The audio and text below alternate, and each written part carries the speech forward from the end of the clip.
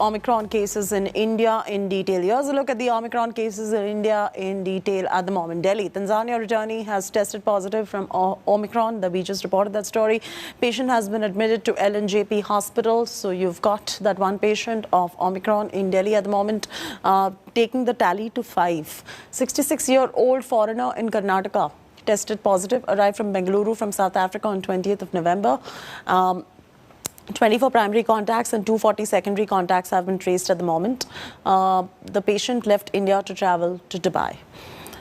46-year-old health worker also in Karnataka has tested positive. No travel history and 13 primary contacts and 205 secondary contacts have been traced. Let's go to Gujarat now. 72-year-old has tested positive. Arrived in Gujarat, Jamnagar from Zimbabwe on 2nd of December. Patient is fully vaccinated, thankfully. In Maharashtra, 33-year-old has tested positive, arrived from South Africa on 24th of November, resident of Dombivli in Mumbai. The patient is unvaccinated and that's a matter of huge concern. As Omicron cases are being detected in India, the debate on the need of third booster dose has also reignited. Health experts have suggested third jab for people with weaker immunities. The government has said it is still reviewing the need for it. Here's more.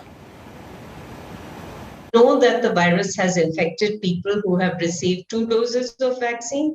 We even know from the Israeli case that there is a person who had received a booster dose of a Pfizer vaccine, therefore 3 doses of vaccine and still got infected. So we need much more clinical information.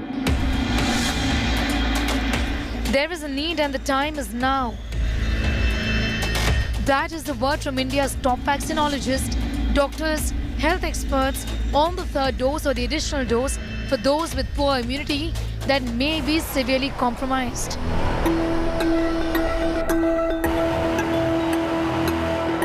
At a time when the world has been confronted with the 5th variant of concern, Omicron, and India is unspared, there is a growing demand for boosters in India, hoping it would offer further protection to those with compromised immunity. The government so far has said they are studying the need for the additional dose. Booster dose के लिए इसके imperatives क्या हैं?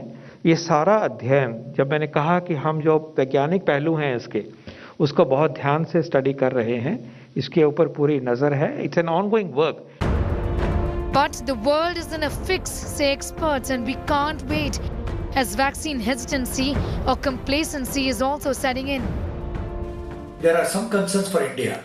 Number one, there has been a vaccine hesitancy growing over past 1 month. And rather than having at least 1 crore vaccination per day, we are having 50-60 lakh per day. So we need to escalate vaccination. Number two, we do not know whether this vaccine will protect this variant or not. And therefore, we need to have newer research and see that this variant is also covered in the vaccination program. The efficacy is dipping down even to 34 to 44%. Therefore, the urgent need of a third dose, which is now being called as a booster dose, but should be a part of the primary immunization. I think the boosters are extremely important in India. We should have a plan, especially for the healthcare workers, the vulnerable and the elderlies with comorbids. The focus, however, of the government is on the second dose coverage. INSACOG, the consortium of labs undertaking genomic sequencing, has said that vaccination of all remaining unvaccinated at-risk people and consideration of a booster dose for those 40 years of age and above, first targeting the most high-risk, high-exposure may be considered, since low levels of neutralizing antibodies from current vaccines are unlikely to be sufficient to neutralize Omicron. The risk of severe disease is still likely to be reduced. Sources within the National Technical Advisory Group on Immunization say that they're deliberating on the matter. But just yet, there is little clarity on when the concrete set of proposals for the additional dose or the third dose will be finalized. In New Delhi, Sneha Mordani for India Today.